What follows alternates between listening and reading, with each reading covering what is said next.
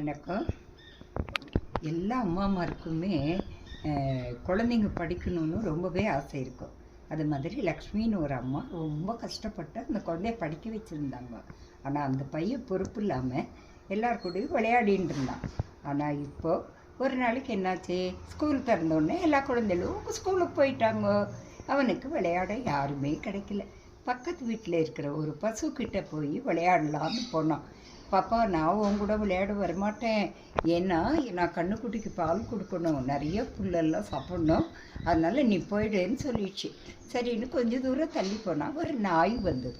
அந்த நாய் கூட விளையாடலான்னு போனான். நாய் சொல்லிட்டு, எங்கள் வீட்டில் இன்றைக்கி எல்லோரும் ஊருக்கு போயிருக்காங்கோ, எல்லா பசங்களும் ஸ்கூலுக்கு போயிட்டாங்க, அதனால் வீட்டை கவனிச்சுக்கணும், நான் உன் கூட விளையாட மாட்டேன்னு சொல்லிடுச்சு.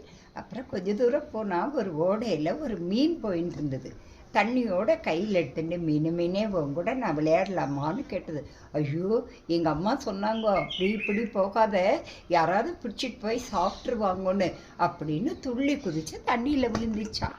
இந்த பையனுக்கு புத்தி வந்துதான். ஒவ்வொருவரும் தன்னுடைய பொறுப்பு உணர்ந்துருக்காங்க, நம்ம தான் படிக்காமல் இருக்கோம்னு நினச்சிட்டு உடனே வந்து ஸ்கூலுக்கு போனான். ஸ்கூலுக்கு போய் நல்ல மாதிரி மரியாதையாக படித்தான். எல்லாரும் ஸ்கூலுக்கு போய், இப்போ ஸ்கூல் வேறு திறந்தாச்சு, எல்லாரும் ஸ்கூலுக்கு போய் ஒழுங்காக படியுங்கோ.